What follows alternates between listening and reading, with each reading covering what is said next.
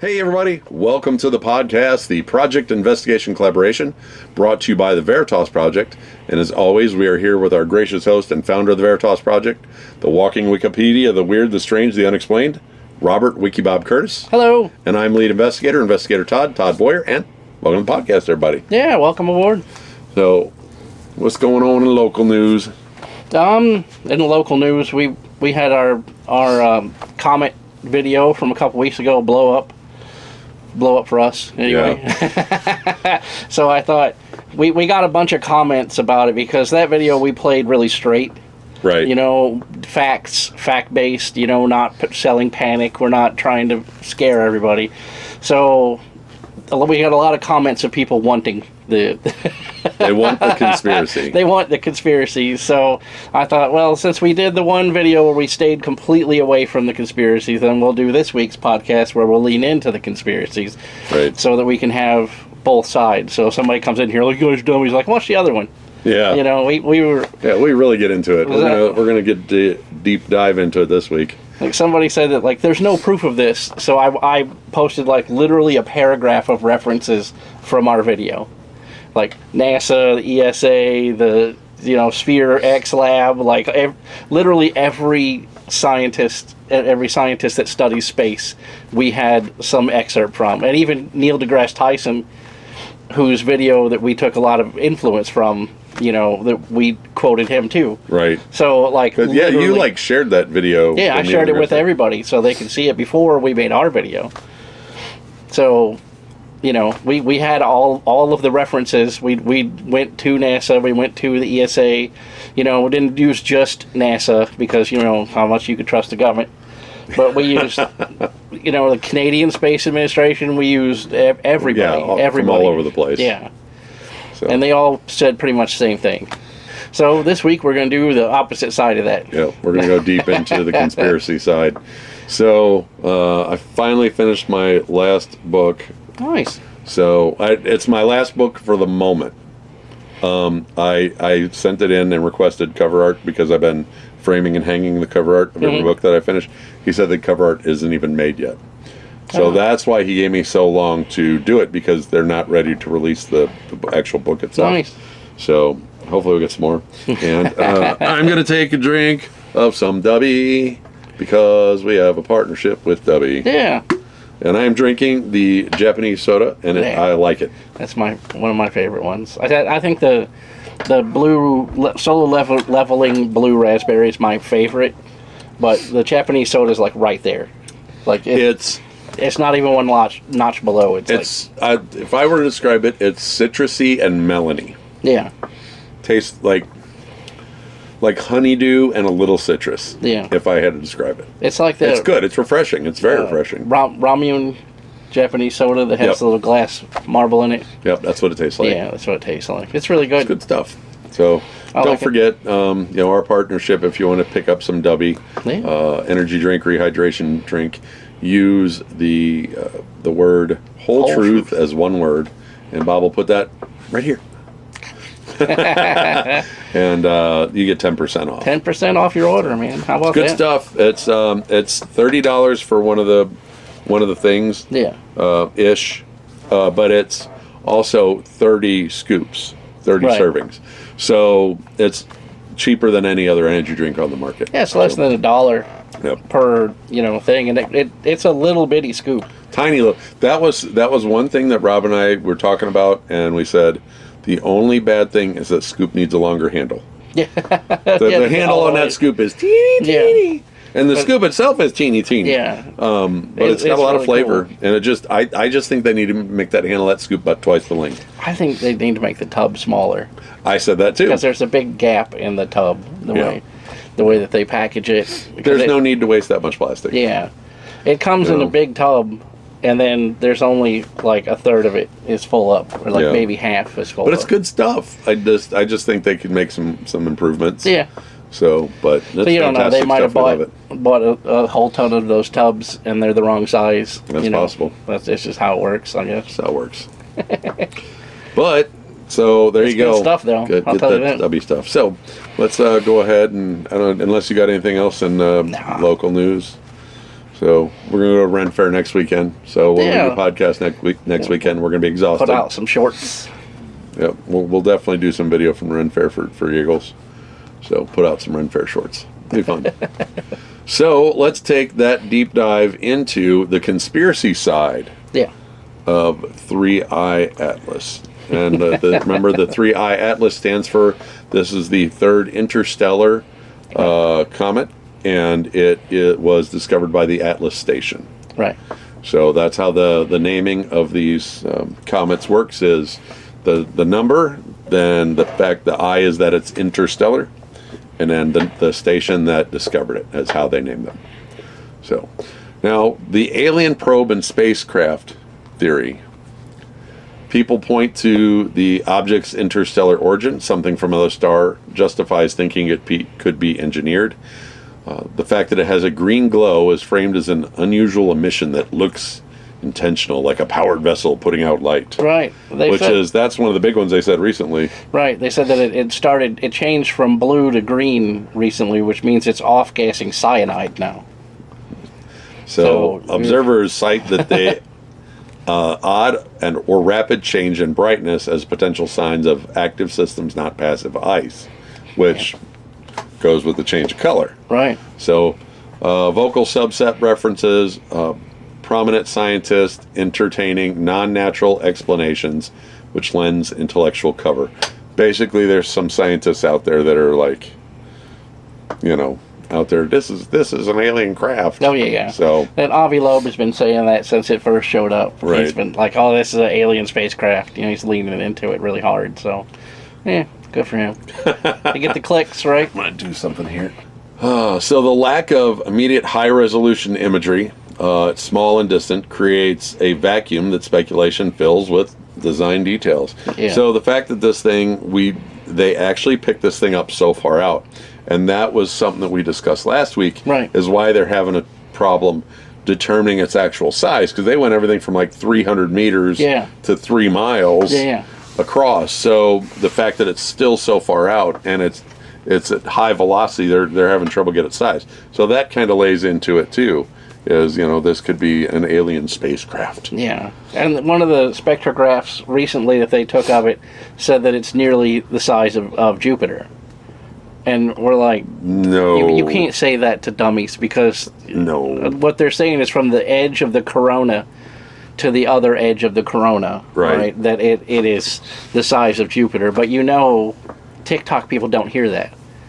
Right. They hear, it's the size of Jupiter, it's going to destroy our planet. Right. Like, no, dummy. The edge of its corona is the size of Jupiter. Like, no, that's not what they're saying at all. But as soon as he said that, I was like, oh, man. Here we go.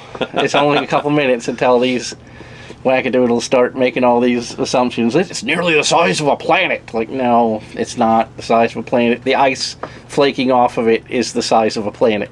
So also what they're saying is that because of the pixel resolution, they're saying that patterns are appearing in the tail. Yeah. Because it's so far out, it's just pixel resolution. Right. So they're seeing like bright pixel, dim pixel, bright, dim, whatever. And they're saying, oh, it's a repeating pattern or whatever.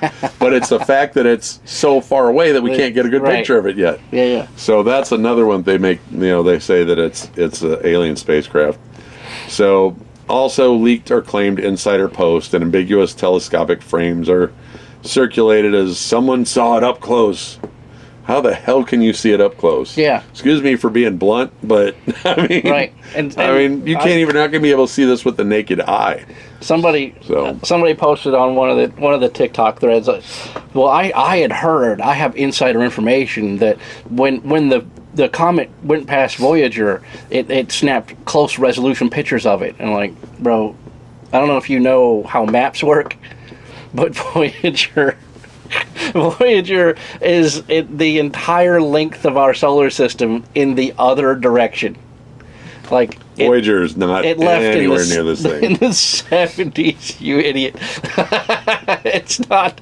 We right now are at the edge of where the Voyager can send information back. Right. Like its longest range antenna is at the end of its range right now.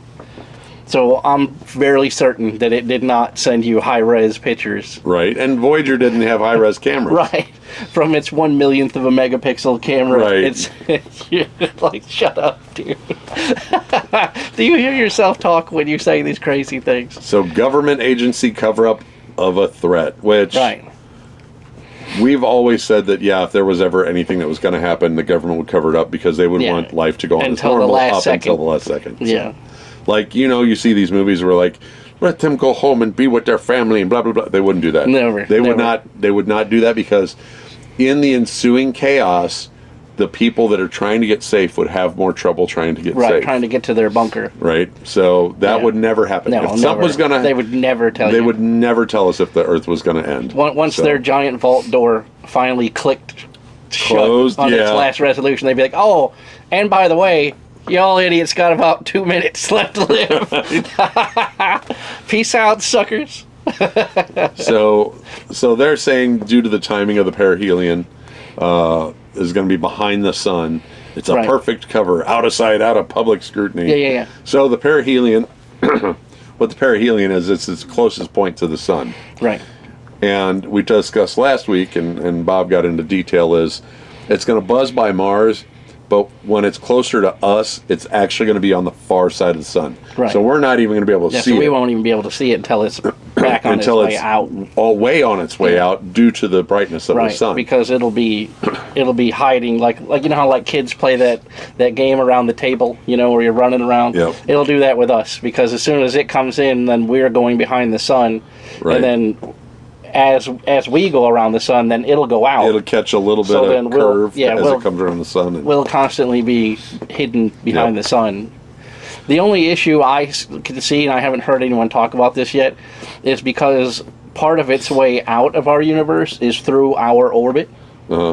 So next year, when we go through our natural orbit again, there's going to be ice and debris from this comet left in our lane. You know how like a semi-truck's tire blows apart, and then Yep. you're driving along, and get there's all like the gators. right, you get all the road gators out there. That's what it's going to be for us next year when we go through the section where the comet went. There's going to be big blocks of CO2 and debris and probably cyanide, they said now. So Right. it'll be a fun time. Well, It'll be a fun time. people just distrust the government and Yeah. the official timelines, and the view of the normal data release lags or deliberate withholding is what they're saying. And they're confusing technical diagrams or used as proof that agencies are intentionally obscuring trajectory details. Right. Amateur trackers are claiming a different orbit, and it fits into a whole different scenario. So Right. they're trying to they're saying that the government is downplaying it because Yeah. they're tracking it differently. Well, I saw a guy on the TikTok when we made our video, and he said that if it has 15 degrees of variation before it gets to perihelion, then that means it's going to impact the Earth.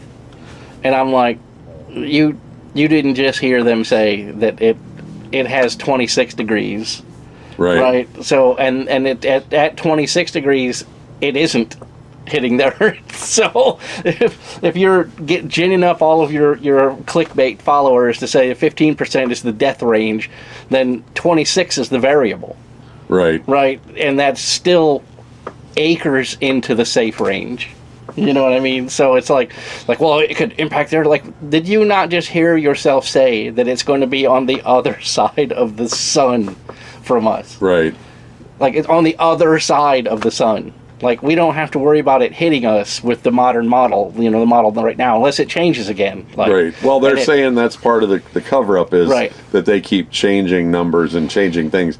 But it's not a matter of cover-up. It's a matter of as it gets closer, we're Yeah. getting more data.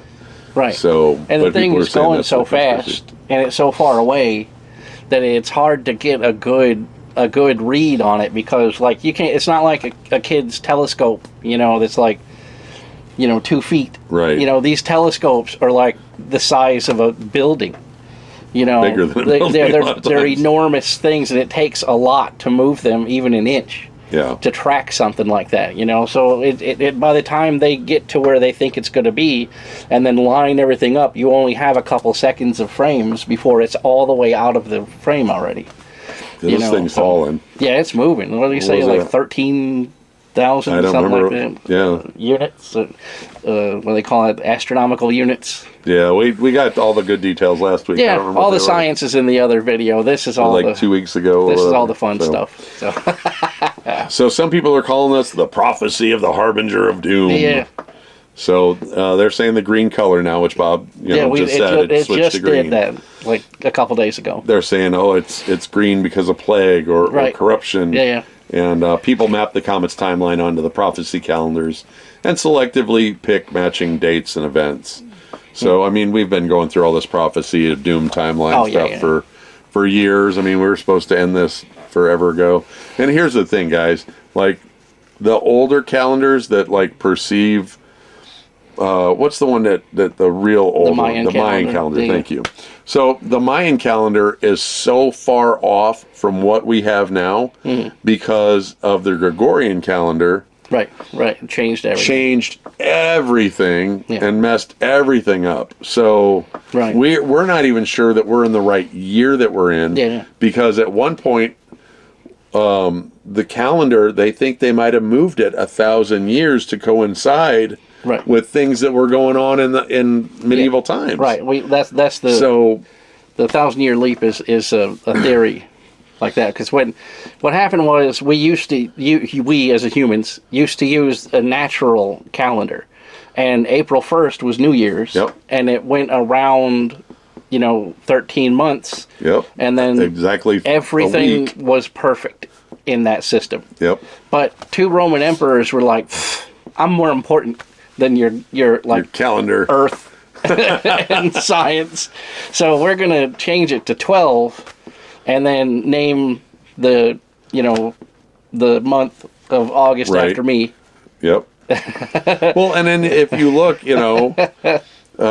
September, October. September is 7, October is 8. Right. Yeah, it doesn't make any sense because they've moved it all. So trying to add these up to those timelines is just way off. Yeah. So the visual similarities to ancient descriptions is used as confirmation across cultures. Right. Too, so lots of fun conspiracy stuff, viral memes and engineered graphics, Nostradamus quotes, and a comet image create impression of scholarly correlation. And Nostradamus, actually, if you go back, there's a lot of things that you can look at and say, yeah, that was right, but some of it is like far stretched. Oh, yeah. He wrote a prediction every day. Which that's a good one. We need to go down that rabbit hole of Nostradamus. So I think that sounds like a good podcast for that's the a future. good idea. So we're living in the solar maximum right now, which the sun is at its most intense that it has been, and that's why we have more earthquakes. That's why we have these solar flares. That's why we've been having the baseline radiation has been spiking. Our magnetosphere is twisting under the weight of it right now, and that's why the magnetic north is on its way to Siberia. Right. And if you didn't catch that podcast, go back and look at that one about the poles shifting. The magnetic that is some wild stuff. Magnetic south pole is almost to India. So if you think about that, just look at a globe, the round one for people that don't smoke their breakfast. The North Pole is moving towards Siberia, and the South Pole is just off the coast of India. Then that means just in a few years, they'll be the same thing. That could be wild. So then it pretty much has to flip at that point. Yeah. Right. And people are like, that's not true. Like, what? So you want me to change science so that it fits your theory? That's not how science works, man.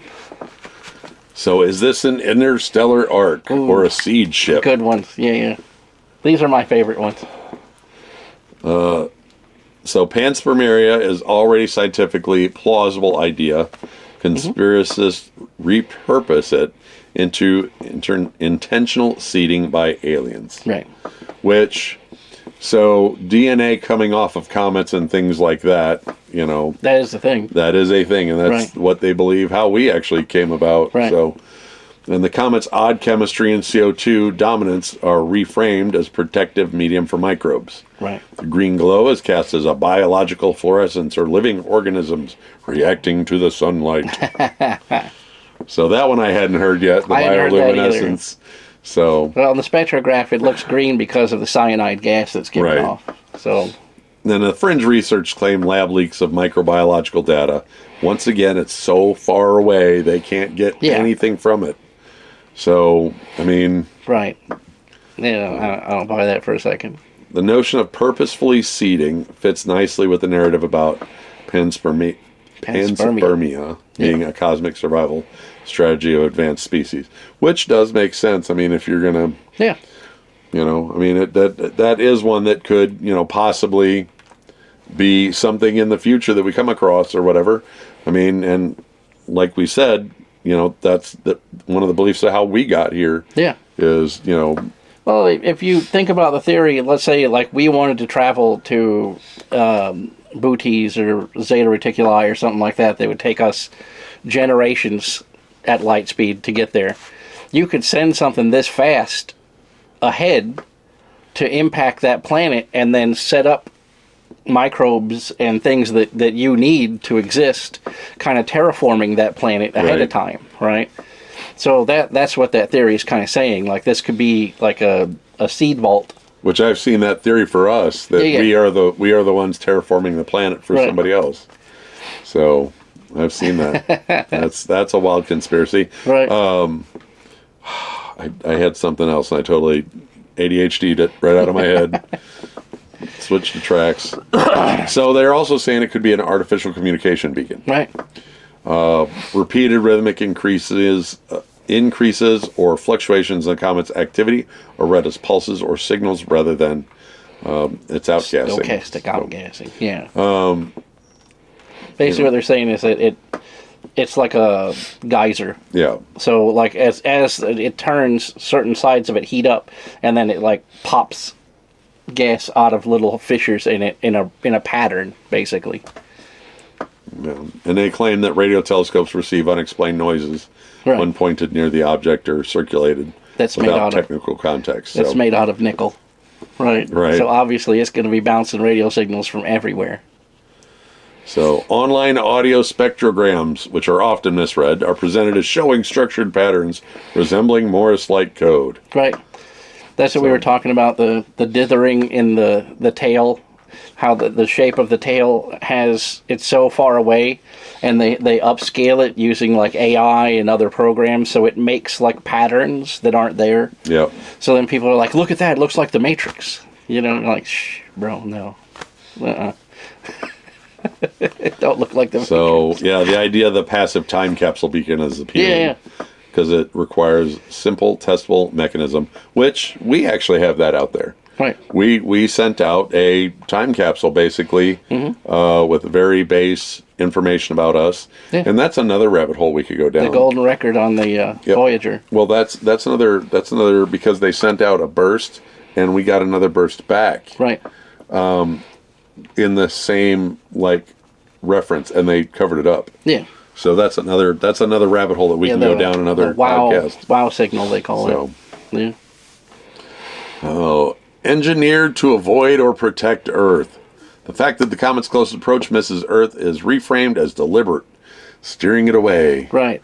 So. Yeah, I've heard that theory too, because originally they thought it was on a collision course with us, and then when they tweaked the math on it, then they said, well, no, it's going to hit Mars. And I'm like, bro, that's a big variance. Yeah. You know, can you get better than that? I mean, in the grand scheme of things, it is realistically doing a, galactic drive-by of Mars. Yeah. Like, in the grand scheme of the universe, the distance that it's passing by Mars is like high five distance. You know what I mean? Yeah, it wouldn't hit it, but it goes through Mars's orbit, though. Yeah.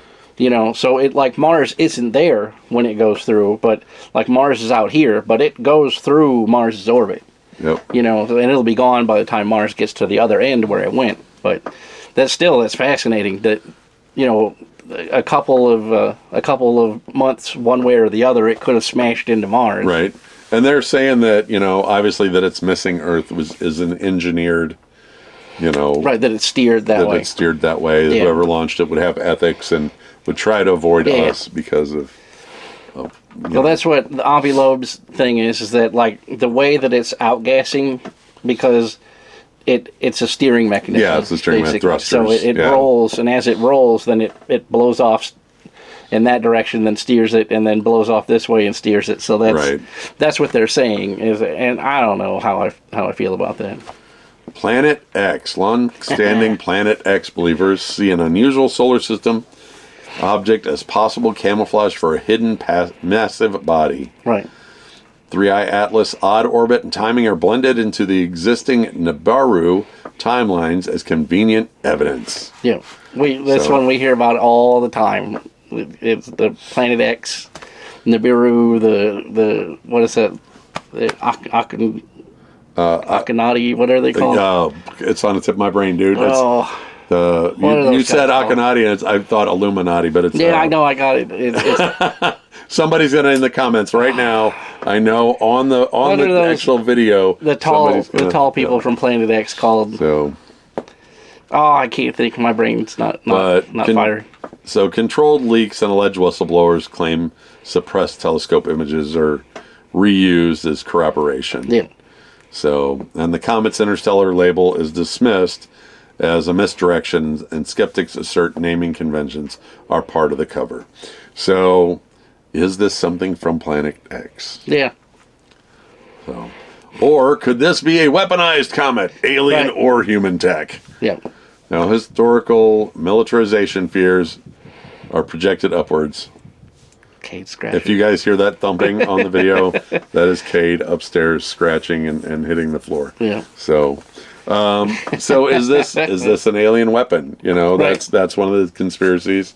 You know, videos splice unrelated defense footage with comet imagery to create a persuasive audio-visual narrative, which I've noticed a lot of videos are doing that lately. They'll, like, especially the Reddit threads, they'll read a Reddit story and they'll put in pictures that have similarity to the story, but are not actually part of the story to make the narrative more realistic. Yeah. So, you know, that's another thing down that road. So, you know, is it, you know, what is it? Oh man, now I can't even think. I was playing it's like Helldivers with the bugs. What's the name of that movie? Where they shoot the Klendathu shoot the comet at Earth and it hits Buenos Aires. Starship Troopers. Starship Troopers, yeah. So is this a Starship Troopers? I'm doing my part. I ain't doing shit. I hear that video. I think of that. Yeah. But so yeah, it's you know, is this a weapon sent here by, you know, another race to hit, and they just missed. The Last Starfighter, that was the premise of that too. That ship fires meteorites at the planet. So it's not that far fetched, you know, to think that you could, as an alien species, would it be better to build, you know, a nuclear weapon or build some sort of plasma weapon, or you could just redirect a comet? Right. He's like, ha, catch. Yeah. But could you imagine the calculation it would take to hit a moving planet that far away? If you missed by an nth of a degree that distance, you've met. Okay, so in a circle is 3,600 degrees. Okay. The military, field artillery, we use mils. Or there's 360 degrees. There's 3,600 mils in a circle. 1 mil at 10 meters, or excuse me, 1 mil at 100 meters is a meter off. So if you're off 1 mil at 100 meters, you're a meter left or right. Right. So could you imagine that's 3,600. If you're off by 1, I think that math. It's been a long time since I've been in field artillery. It was. You know, I'm 52 now. I was in my early 20s. So 25 years. Don't quote me, but I think that's what it was. But if you're off just 1 mil, I mean. And that's on the other side of the galaxy. It's on the other side of the galaxy. So the fact, if you're off like a tenth of a mil at the other side of the galaxy, you've missed our solar system. My thought would be, if you were going to use it for recon, you would make it out of something that gathers, right, like dust or debris, and then you fire it like a boomerang through the galaxy. Right. And then when it comes back on the other side, then you have some way to catch it or slow Right. it down or whatever, and then analyze it, like those ice core drillings or whatever, where you go through it and say, hey, look, at such and such day it detected radio frequencies from this planet. We need to investigate that now. They're saying that at moments it pauses and that it shows that it's structured debris or recast as observational behavior, not physics. So basically it's a matter of it's so far out it looks like it pauses. Right. I mean, it's still, once again, it's that whole situation. When it's so steering, far away. it's like coming at you. Yeah. So it doesn't look like it's moving. Right, and then it's venting another direction or whatever. So, and last but not least, a dimensional rift or a spiritual messenger. Yeah. So the comet's unusual features, the color, trajectory, chemistry, are all interpreted as evidence of non-physical phenomenon or interdimensional gateways. Right. So the New Age communities link the new green color to the chakra symbolization of heart or renewal and spiritual transformation narratives. So it's funny how we get into the spiritual side here. And we were talking, before we went live, we were talking about Hale-Bopp. Yeah. And how they got into the spiritual thing. And for those of you who are not as old as Bob and I are, the whole drink the Kool-Aid comes from that. We'll let you go down that rabbit hole. And there was applesauce with them. It was applesauce? Yeah, it was the Jonestown was the Kool-Aid. Oh, Jonestown was the Kool-Aid. Okay, that's right. Yeah, they all had matching Nikes and tracksuits, and they had little capes. And then they ate the Mott's applesauce full of poison and then passed away. So. Yeah.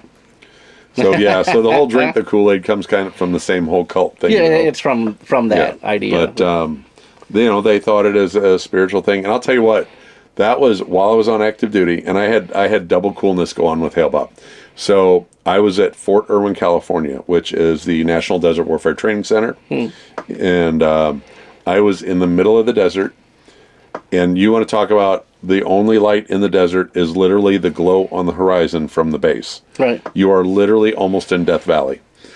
And I would look up at that comet with night vision goggles on, and you could see it all the way across the sky. Yeah. You could see the tail of it would go on for a long way. Yeah, I was in Yuma. It was so cool. At the time. It was and there's nothing out there next to Yuma. The next closest town is Tucson. And it's like a 2-hour, 3-hour drive from Yuma. So there's nothing out there. I sat there with night vision goggles and looked at it, and you could see with your eye, you could see like maybe a couple inches of it. But with shameless plug. With the night vision goggles, you could see the whole thing. It was really cool. Really cool. So last time we talked about the facts. Now we talk about the craziness. Yeah. And all the conspiracy theories behind everything.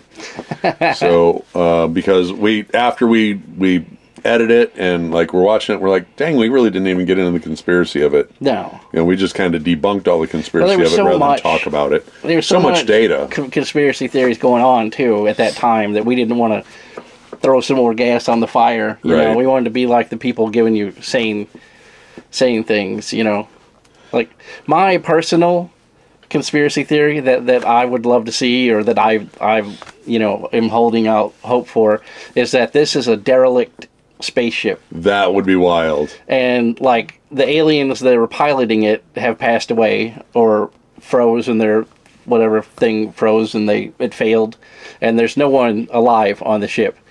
And then so it's just cruising through the galaxy really, really fast in a straight line. Bob, you know what just hit me? As it gets closer, they can see Red Dwarf on the side. Right. But that's my pet theory, is that I'm holding out hope that it's a derelict spaceship that has no crew in it, and it's just doing it's a ghost ship, a space ghost ship. And it'll just shoot by us, and everybody will take pictures of it. Either that, or like the Aliens versus Predator aliens. Like, that'd be a little wild. Yeah. So that'd be a little much. Or maybe they're not close enough to wake up yet. Right. So they're waiting until they get closer. They're waiting until they get closer, wake up. All their what do they call it? Cryo pods. sleep pod things open up, and they're all like, "Hey, we found a planet full of dummies. Everybody grab your bayonets. That's like when Mars attacks. Yeah. They just kept telling everybody, "We come in peace." Right. And they'd zap them. "We come in peace." They zap them. Yeah. So, like, oops, it was an accident. Our bad. It was miscommunication. Right. "We come in peace. We swear." "Oh, okay, no problem." We zap you too. Like, Yeah, they're carrying the little box that talks. they Hey, walk friend, around. Come out of your houses. We're here to help. Just zap everybody that comes out. Yeah, That is a great, goofy movie. Yeah, it is. That is where they destroy the aliens with old school yodeling country music. Right. I forgot about that. Makes their brains go and they pop inside their little helmets. I was thinking of Kodos from the Simpsons, where he's got a board with a nail in it. They take away all of humanity's weapons and incinerate it, and the last thing, they didn't take a board with a nail in it, and the human overthrows the alien overlords with the board with a nail in it. So, guys, thank you for joining us on the podcast, the conspiracy theories of 3I-ATLAS. Yeah. We want to remind you guys that we are already in the works for next year's meet and greet. Mm-hmm. The first Monday in August. Did you email? No, I forgot about Okay, so make sure you email the Limp. So I already talked to the Limp Mansion. They are going to lock out that date until we say, okay, guys, you let us know that you want to go, and we will say, okay, everybody, you need to reserve today, or you need to reserve in this week. Right. And they will open it up just for us to reserve it on the website. Yeah. So it will be the first Monday in August of next year. I talked to the Lamp. I said, hey, I said, we've booked this out 2 years in a row. Yeah. And they said, yep, absolutely, we will block that date out for you. So we need to send them an email to remind them to look it up. But they said they block it out for us. So plan for next year. Come down, hang out with us. Bob and I stayed in the Lamp this past year, but if we have enough people, Bob and I will go home. We live 10 minutes from there. Yeah, we'll just go home. We'll stay and investigate with you guys till 10 or 11 o'clock. Mm-hmm. We'll bounce out. House will be your guys'. All to you guys. You get to investigate the whole house. So it was a great investigation. Go back and watch that video. The whole 3 hour, 3.5 hours, something like that. All the problems we had, all the technical problems. The EMF was off the chart. The EMF was insane that night. We were getting so much good evidence. So many people saw things out of the corner of their eye all day. Not just at night, which it happens sometimes at night, but it was all day long we would see things out of the corner of our eyes. Yeah. So look ahead for that for August 1. Put that on, or the first, not August 1, the first Monday in August. Put that on your calendar for next year, 2026. That'll be the third annual meet and greet. Don't forget to follow us on Discord at the Veritas Project. Also, the Patreon. Check us out on Patreon. Become a Patreon member. Doesn't cost anything. Look us up. Doesn't cost you a dime. If you follow us on Patreon, we will add you to, there is a card in the credits with all our Patreon followers, and we will add you to that card, even if you're a 0 level member. Yep. If you want to become a $5 a month member, we will send you a postcard every month. They're made special for our Patreon members. Nobody else gets those postcards. Bob and I will sign them. Angie will write you a nice note because, like Bob and I always say, our handwriting's horrible. Handwriting's terrible.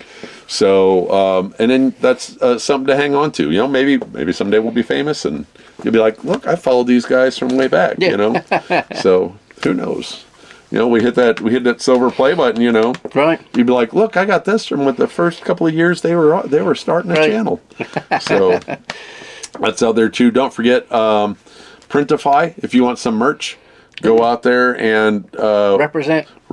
And if you want the T-shirt that matches the postcard for the month, those are up every month. Yeah. So stickers and mugs and water bottles, everything. Chains. You get it all. We got it all there. We do tank tops. What's the ones that Robin likes? The Racerback. The Racerbacks. We do the Racerback tank tops and all that good stuff. That's all on Printify. And for you guys on YouTube, Or you guys on TikTok, excuse me, not you guys down there. Check us out on YouTube, the Veritas Project. Yeah. On YouTube. A lot of Check it stuff's out. like 300 something videos. Yep. We have a lot of videos out 300 there. videos. We put out a lot of shorts every day. Bob puts out 3 shorts every day. Yeah. That are taken right here from our podcast. We eventually will catch up on Spotify. Yeah. You know. It's still We're it's a getting there. pain to do. It's a pain in the twist. We're gonna lose the camera. It looks like. Yeah. So, thanks for joining us, everybody. Remember, Stay curious and find the truth. And we'll catch you next time. Bye, everybody. See ya.